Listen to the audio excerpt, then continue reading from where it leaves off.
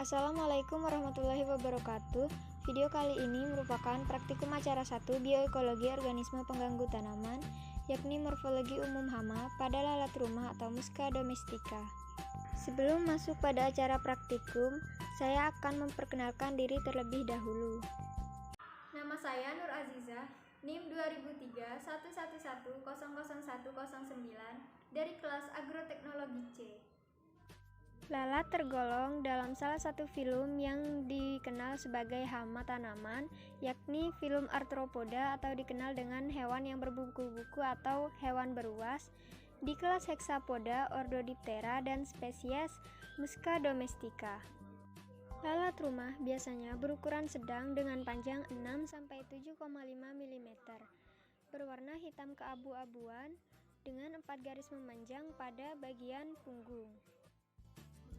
Bagian tubuh lalat terbagi menjadi 3 bagian, yakni terdiri dari kepala atau dikenal dengan caput, yang kedua ada toraks atau dada, dan yang ketiga adalah bagian abdomen atau perut.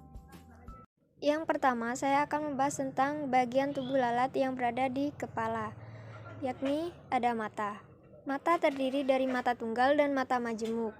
Mata tunggal berada di atas kepala di antara dua mata majemuk, dan mata majemuk berada di pinggirnya, yang berfungsi untuk mengukur intensitas cahaya yang masuk.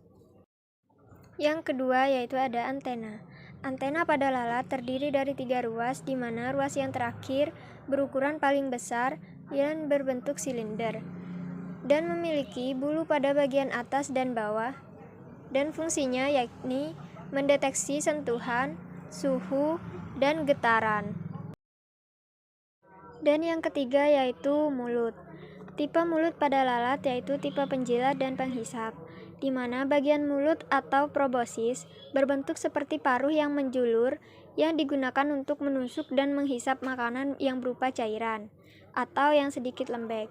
Nah, di ujung proboscis terdiri dari sepasang labella yang berbentuk oval yang dilengkapi dengan saluran halus disebut pseudotrakea, tempat untuk makanan diserap. Selanjutnya, bagian yang kedua yaitu bagian toraks atau dada. Pada bagian dada ini terdapat 3 bagian, yakni protoraks. Protoraks di sini berfungsi sebagai penghubung antara bagian kepala dan bagian dada. Lalu yang kedua ada mesotoraks. Mesotoraks berfungsi sebagai tempat melekatnya sayap. Dan yang ketiga yaitu ada metatoraks, bagian dari akhir toraks. Kemudian yaitu sayap. Sesuai dengan namanya, hewan dari ordo ini yaitu Diptera, di 2, tera artinya sayap.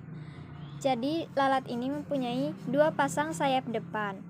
Sedangkan sayap belakang berubah bentuknya menjadi suatu bulatan kecil yang disebut halter. Halter di sini digunakan sebagai alat keseimbangan dan alat untuk mengetahui keadaan angin. Sayap mempunyai 4 garis atau strap yang melengkung ke arah kosta atau rangka sayap yang mendekati garis ketiga. Garis atau strap pada sayap ini merupakan ciri pada lalat rumah sebagai pembeda dari lalat jenis lainnya. Yang kedua yaitu kaki. Pada setiap ruas yang ada pada dada ditempati oleh sepasang kaki yang berduri dan berambut.